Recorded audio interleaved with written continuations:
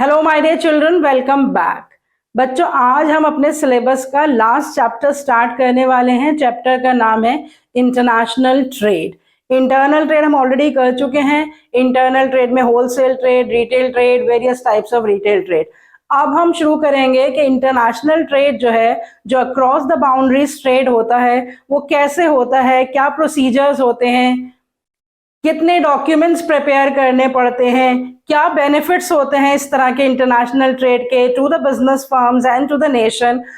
So we are going to learn a lot about international trade. So let's connect to commerce and let's begin international trade and various terms and conditions that we are going to learn about international trade.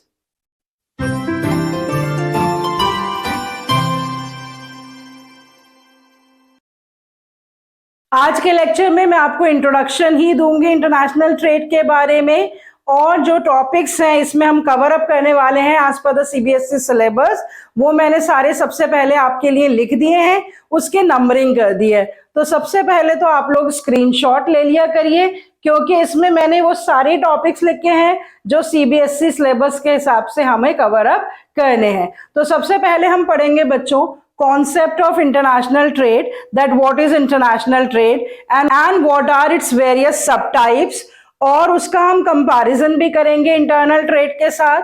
Second है scope और benefits या need, कुछ भी कह सकते हैं कि क्या जरूरत होती है इंटरनेशनल ट्रेड की, उससे क्या बेनिफिट्स होते हैं, उसकी नीड क्यों है, उसका स्कोप क्या है, ये सब भी हमारे सिलेबस में है।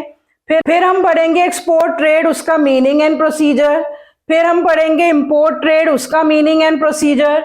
फिर जितने भी डॉक्यूमेंट्स इंटरनेशनल ट्रेड में यूज होते हैं वो सारे डॉक्यूमेंट्स हम पढ़ेंगे। उसके बाद WTO, that is the World Trade Organization, उसके क्या ऑब्जेक्टिव्स होते हैं और किस तरह से WTO इंटरनेशनल ट्रेड को प्रमोट करती है ये ऑर्गेनाइजेशन।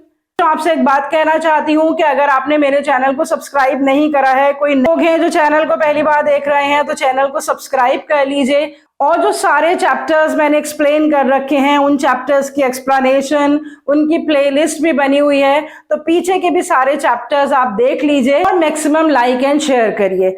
आज के वीडियो लेक्चर में हम सिर्फ इंट्रोडक्टरी पार्ट करेंगे इंटरनेशनल ट्रेड का।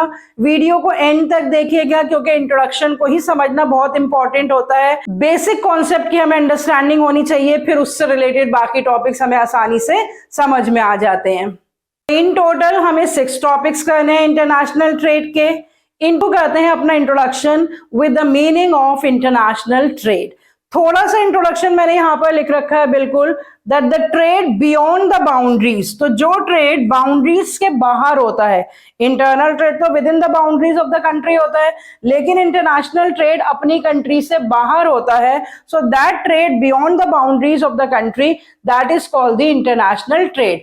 और जो बियॉन्ड द बाउंड्रीज भी होता है बच्चों, आपको ऑलरेडी पता है कि अगर हम किसी फॉरेन कंट्री से प्रोडक्ट को बाय कर रहे हैं तो वो कहलाता है इंपोर्ट ट्रेड, और अगर हम किसी फॉरेन कंट्री को सेल कर रहे हैं तो वो कहलाता है एक्सपोर्ट।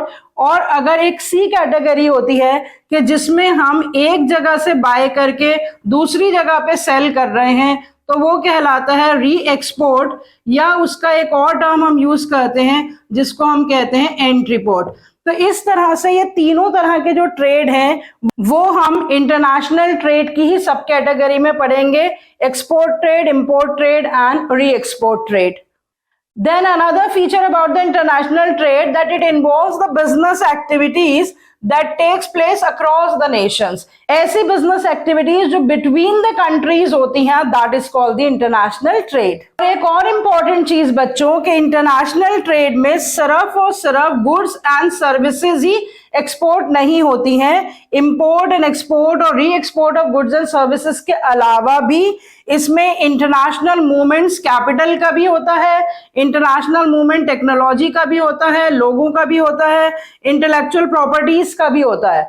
तो इंटरनेशनल ट्रेड में सिर्फ यही नहीं है कि बिटवीन द कंट्रीज जो है वो गुड्स एंड सर्विसेज एक्सचेंज होते हैं, बल्कि बिटवीन द कंट्रीज टेक्नोलॉजी, लोग, इंटेलेक्चुअल प्रॉपर्टीज, ये सब चीजों का भी एक्सचेंज होता है। So international trade is not only restricted to goods and services, but its scope extend to more than the goods and services. और जो गुड्स एंड सर्विसेज का ट्रेड होता है उसके लिए वर्ड यूज किया जाता है विजिबल ट्रेड, या इसके लिए वर्ड यूज किया जाता है tangible trade, because tangible means something that can be touched and seen. Whatever that can be touched and seen, और उसका जो ट्रेड होता है between the countries, that comes under the category of tangible trade और visible trade. International trade को detail में शुरू करने से पहले, उसके टाइप्स को पढ़ने से पहले, उसके प्रोसीजर्स को अंडरस्टैंड करने से पहले हम पहले कंपैरिजन देख लेते हैं इंटरनल ट्रेड और इंटरनेशनल ट्रेड में। On the different basis we are going to compare the internal trade with the international trade, ताकि शुरू में ही आपको बहुत क्लियर अंडरस्टैंडिंग हो जाए कि how does internal trade differs from international trade. Basic feature तो आपको क्लियर है ही कि जो with in the boundaries of the country trade होता है वो इंटरनल ट्रेड होता है, और जो बिटवीन द कंट्रीज ट्रेड होता है वो इंटरनेशनल ट्रेड होता है। लेकिन ज्योग्राफिकल बाउंड्रीज के अलावा भी there are lot of differences between the internal trade and external trade, and what are these differences, let's see. सबसे पहले देखिए nationality of buyers and sellers. Internal trade, people और organisations from one nation participate in domestic business transactions. Internal trade को domestic trade भी कहते हैं, local trade भी कहते हैं, और उसमें जो लोग पार्टिसिपेट करते हैं या जो ऑर्गेनाइजेशंस पार्टिसिपेट करती हैं वो एक ही नेशन को बिलोंग करती हैं। इंटरनेशनल ट्रेड में देखिए पीपल और organisations of different countries participate in the international business transactions. तो यहाँ पर जो लोग पार्टिसिपेट कर रहे हैं फॉरेन ट्रेड में या एक्सटर्नल ट्रेड में या इंटरनेशनल ट्रेड में, इसमें जो लोग पार्टिसिपेट कर रहे हैं वो एक ही कंट्री को बिलोंग नहीं करते हैं, वो डिफरेंट डिफरेंट कंट्रीज को बिलोंग करते हैं। नेशनैलिटी ऑफ स्टेक होल्डर्स पे देखिए, various stakeholders such as suppliers, employees, middlemen, shareholders and the partners, they are citizens of the same country। तो जो स्टेक होल्डर्स भी होते हैं, जो उस बिजनेस के साथ जुड़े हुए होते हैं इंटरनल ट्रेड में, वो सेम कंट्री के होते हैं, और एक्सटर्नल ट्रेड में या इंटरनेशनल ट्रेड में ये सारे जो स्टेक होल्डर्स होते हैं वो भी डिफरेंट नेशंस के होते हैं।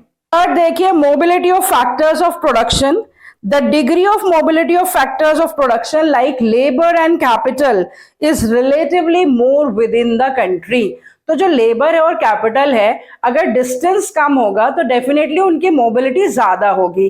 तो इंटरनल ट्रेड में मोबिलिटी ज्यादा होती है, मूवमेंट ज्यादा होता है, और लार्जर डिस्टेंसेस कवर करना मुश्किल होता है। इसीलिए एक्सटर्नल ट्रेड में mobility of factors of production जो है वो कम होती है as compare to the internal trade.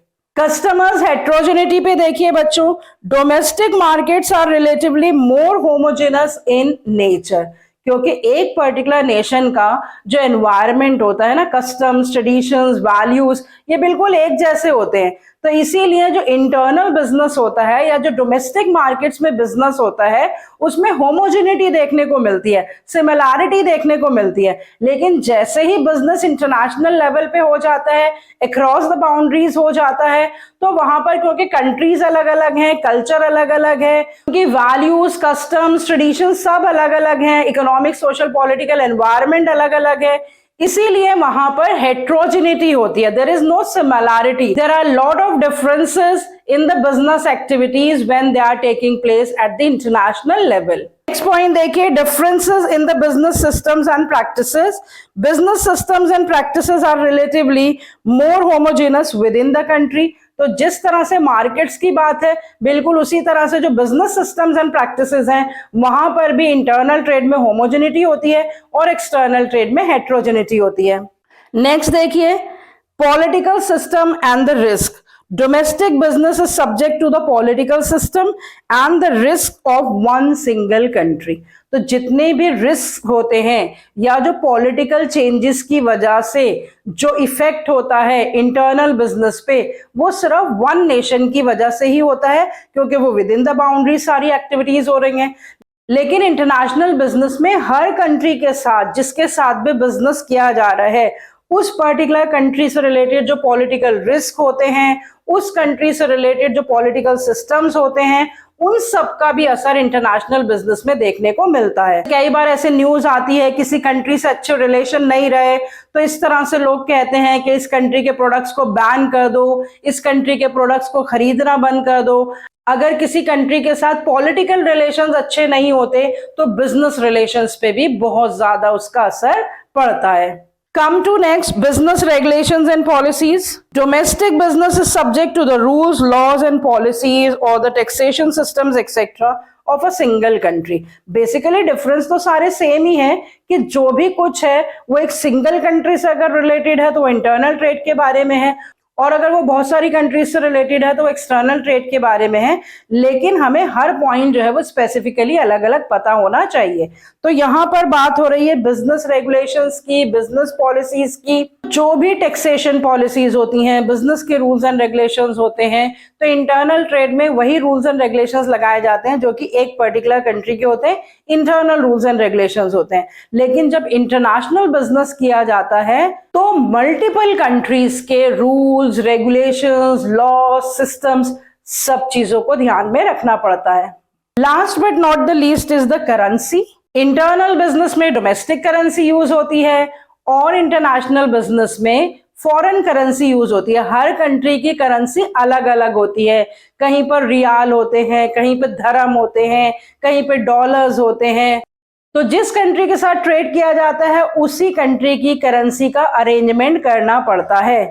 तो बच्चों आज के लेक्चर में हमने सिर्फ बेसिक डेफिनेशन देखी है कि इंटरनेशनल बिजनेस जो है वो अक्रॉस द बाउंड्रीज होता है। अगर कहीं बाहर से हम खरीदते हैं तो वो इंपोर्ट होता है, किसी को बेचते हैं तो वो एक्सपोर्ट होता है। एक कंट्री से खरीद के दूसरी कंट्री को बेचते हैं तो उसे री एक्सपोर्ट कहते हैं। ये सारे के सारे जो है वो इंटरनेशनल ट्रेड की कैटेगरी में आते हैं। और सिर्फ गुड्स एंड सर्विसेज का ही ट्रेड नहीं होता, इसके अलावा भी हम अभी आगे भी पढ़ेंगे what is the scope of international business, that there are so many other things that are also exchange between the two countries. So everything is a part of the international trade. See you next time with more explanation of the international trade. Till then, goodbye, stay healthy and connected.